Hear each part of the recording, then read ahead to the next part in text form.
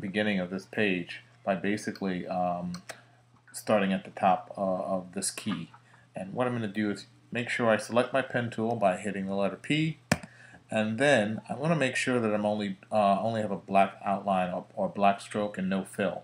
So what I'm going to do is hit the backslash. It's the same key as the question mark key because my fill box is in the front here on my toolbox. I can just hit that key and it would remove the fill color for me. Start off by dragging out a handle to help define the curve that's going to come out when I do this.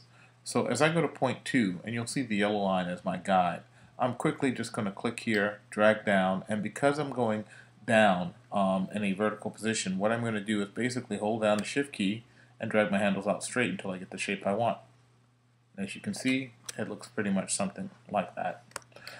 Now what I'm going to do is simply come to my point 3, I'm going to click, I can drag it out slightly, but notice as I drag out I'm keeping it in the direction that I'm, number one, that I'm drawing in, and number 2, I'm keeping the handles on the line, so making sure that they're going in the direction that I'm going in as well. And then as I come to point number 4, same thing applies. Click, hold, and I'm dragging this down until I get the shape I want. But again, since I'm going straight down, I'm going to hold my handles to allow me to get this perfect shape. I'm going from a curved line, I'm tackling another angle, almost from a curved line to a straight line pretty much for this example. And I'm going to zoom into it by hitting either Command or Apple plus or Control plus.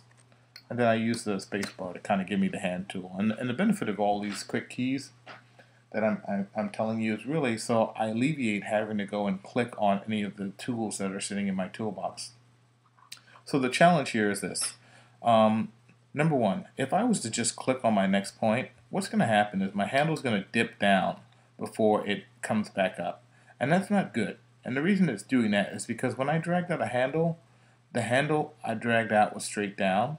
And what happens is the handle is telling this line that my next point is going to be going in this direction, so it forces my line to come down before it goes to my next point.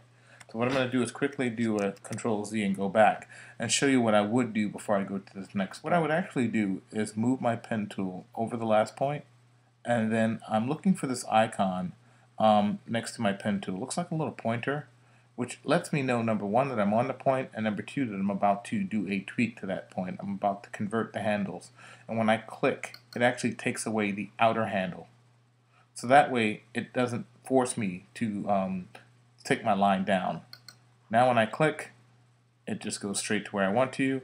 And I'm going to do a simple couple of straight lines, just to give you an example of what I'm trying to do here. And now, what I'm going to do is basically zoom out a little bit, Control minus minus, or Command minus minus, and I'm going to come straight down again. So I'm going to hold down Shift and just click, so it forces my line straight. And then what I can do here is, if I want to make sure this is a curve, and I'm going to zoom into it a little bit so you can see what I'm doing here.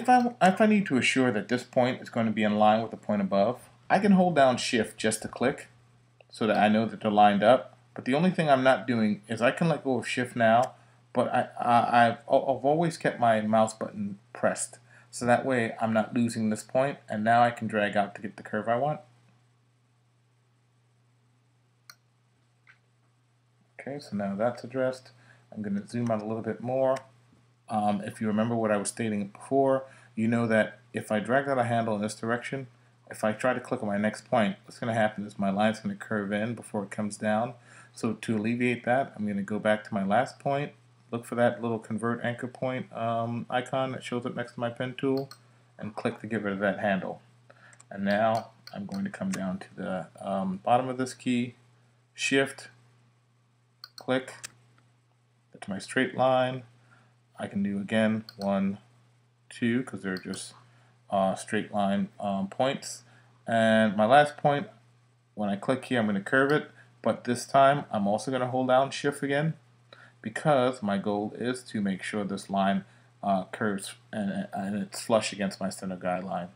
So as I drag out, I'm holding down Shift, I let go of the mouse first, and then the keyboard. This is half of my drawing, so what I'm going to do is jump to my selection tool, and next is I'm going to look at the reflect and copy option, and simply what I've done is I've deselected my object, my object for a reason. It's the way in which Illustrator works. It's when you go from the pen tool to the selection tool, it actually remembers this last point is selected. So when you try to reflect and copy, it'll only reflect the last point. A good way to alleviate that is to deselect and then go into your reflect and copy option. What I'm going to do now is select my line.